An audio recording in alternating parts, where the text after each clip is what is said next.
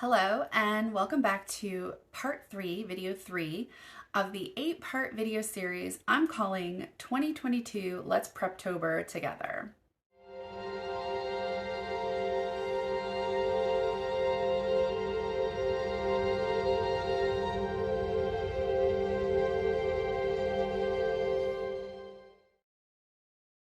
Hi, I'm Kimberly Grymes and I am a science fiction and fantasy writer. More, I've been calling myself a speculative fiction author. I'm the author of ISOLDESSE, also the companion novella, The Red Ember Forest, and several published short stories. I'll leave the details of each in the description below because I really want to jump right into this video. Quick recap of what this series is all about. I am using my Preptober Checklist worksheet from my Etsy shop to plan out my NaNoWriMo project. This is an 8-part video series, so if you haven't watched the previous videos, I recommend checking out video 1 and 2 first. I'm not really going to go over or recap the specifics from previous videos because once we get into week 4, that's going to be a lot of stuff to recap. So just watch the previous videos and, go download, go check out the listing for my Etsy shop for your own Preptober checklist. Okay, we are in week 2 for Preptober, which to me is this is the hardest week out of all 4 weeks. There's a lot to be done during week 2, so I'm just going to jump right into it. In today's video, we're going to be tackling write out a simple outline and do some research. So that's the first 2 checkboxes of week 2. All right, let's jump into it. Okay. Week 2. Outline. Write a simple outline for your entire story using your notes from last week. I did a little more brainstorming on my characters and the direction of where I want my story to go. So I decided on a name. I can't remember if I told you or not. So her name is Marissa with an E. And the side character's name is Wallace. I also decided that her how she wants to go back to Village A, I decided why she wants to go back there. It's not so much as she wants to go back there, it's that she wants to feel how she felt while she was living there. She was really happy. Her parents were alive. So that is something that happened. Her parents died, and that's why she's at Village B. She's now living with her grandparents or grandparent, I haven't decided. But her want is she wants to be happy again. Now, what will make her happy? Wheel's still turning. So for right now, I'm just going to kind of write out a simple, very basic outline. And I mean, I could use the 17 scene outline, wouldn't be a problem. But for simplicity reasons, I'm just going to start out with a very simple outline, basically kind of following the 3-act method. Okay, so basically what I'm gonna do is I'm taking a piece of paper and I wrote out 5 boxes. And what I'm going to do for this simple outline is just to get an idea of from the start to the finish of just a really basic concept of what I want to happen. I'm going to start out with an opening scene.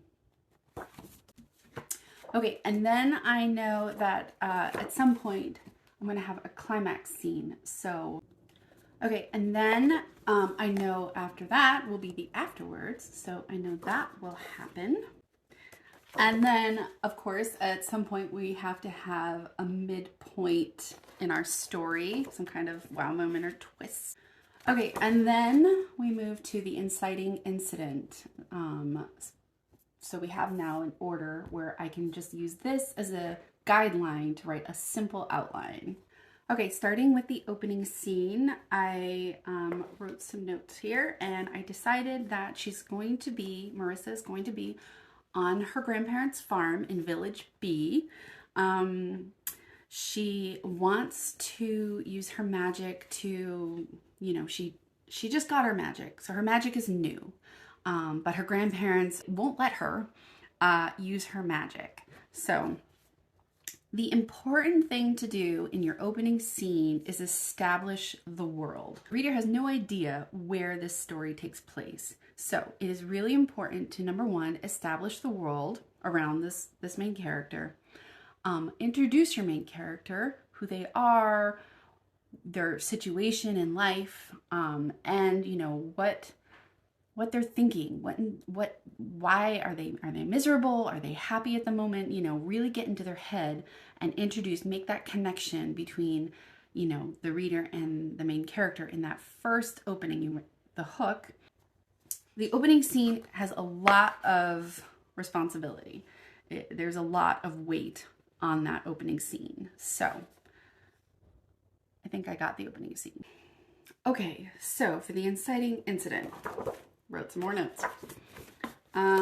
Wallace encourages her to use her magic to fix or solve something. I don't know yet. While she's using her magic, maybe she gets caught by a villager. Like they catch her using her magic. Now, normally you would think there's a negative reaction. I think that's kind of what you would expect the villager to be like, she has magic, she's a witch, blah, blah, burn her at the stake. But what if we did a positive reaction and everyone was like, oh my gosh, this is cool, she has magic. So now Marissa, feeling a little bit of happiness, feels like using her magic will bring her happiness now that she can use it openly, because she wants to get back to that happy place when she was living with her parents back in Village A. So I think this inciting incident moves forward, and now she feels like she can use her magic openly, and she's working towards that want she thinks she needs. Okay, now to the midpoint. Someone dies. The cause seems to be from magic. So I have to come up with a way for somebody to die and have it look like magic caused it.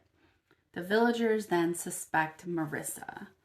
Things take a turn, not a good turn, and now there are a lot of glaring eyes in her direction. Okay, so then comes the climax.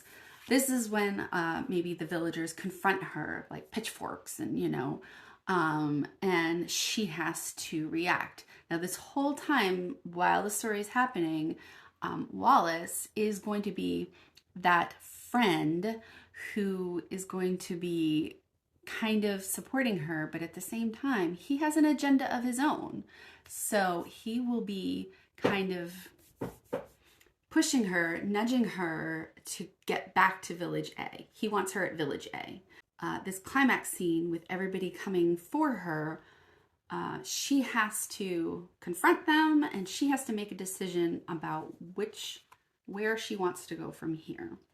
Okay, so if you recall, when I was doing last week the checkbox for the end, I had mentioned I still didn't know how I was going to have that big climax scene,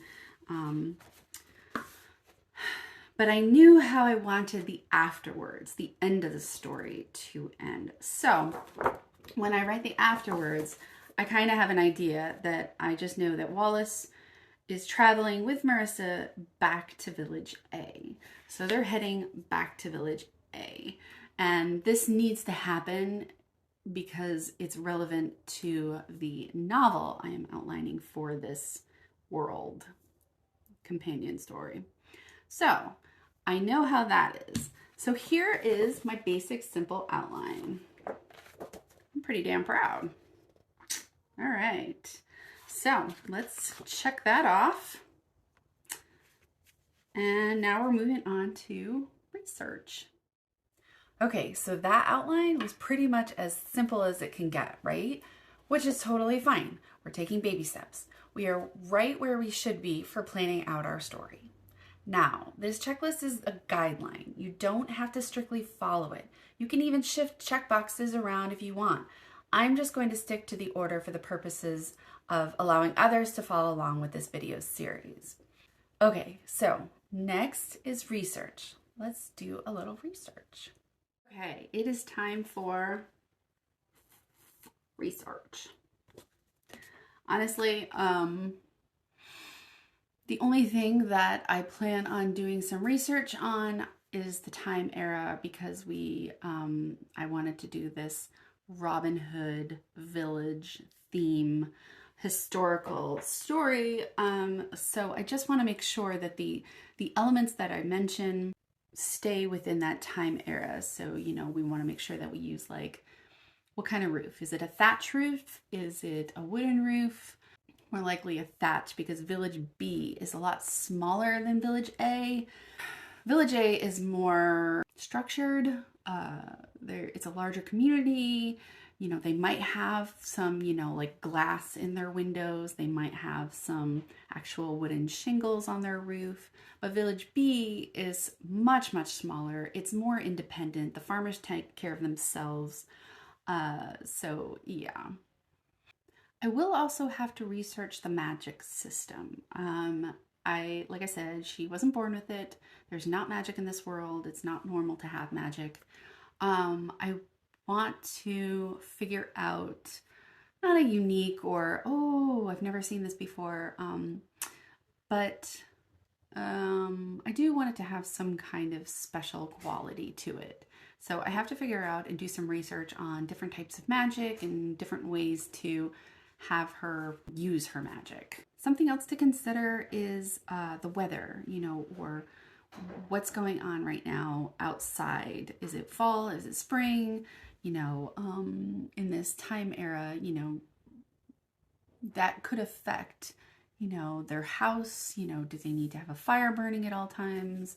Are there no crops? You know, so how are they getting their food? This is stuff to consider, you know, if you're writing a historical story and, you know, we're back in the Robin Hood times, like, how are they surviving?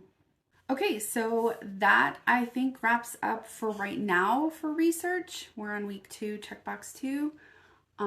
So I think we're good with doing that much research. Like, I know that I'll have to expand on it at some point, but for now, I think I have an idea of things I'll have to keep an eye out for and jot some notes down here and there.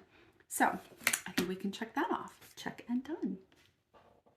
Research is a hard one because you may not know exactly what kind of research you need just yet, but getting some of the basics down is better than nothing. And getting your research notes organized will help you when it's time to world build and write that story during NaNoWriMo. And research doesn't necessarily mean just researching your world. Researching your character is also a good time to research your character in regards to personality, certain traits, you know, certain things that they, you know, make them. So research really encompasses the entire story. So side characters, if you know that they are injured in some way, you might want to do a little research about that injury. If there's somebody who has something, I don't know, a skill, maybe you want to do a little research on that skill. So time frame, era, like for me, I will be doing a lot of research for that Robin Hood time vibe. So thanks for watching the 2022 Let's Preptober Together series. This was video 3. Don't forget, there is a 20% sale currently running for all of my digital download listings in my Etsy shop for the entire month of October 2022. So if you want to grab your copy of the Preptober Checklist, now is the time. Also, don't forget to check out my books and short stories either on Goodreads, Amazon, or my author website, where you can read excerpts of each story published. And also, don't forget to show some love for this video and ring that cute bell to stay in the loop for future videos. Remember to keep reading, keep writing, and keep moving forward.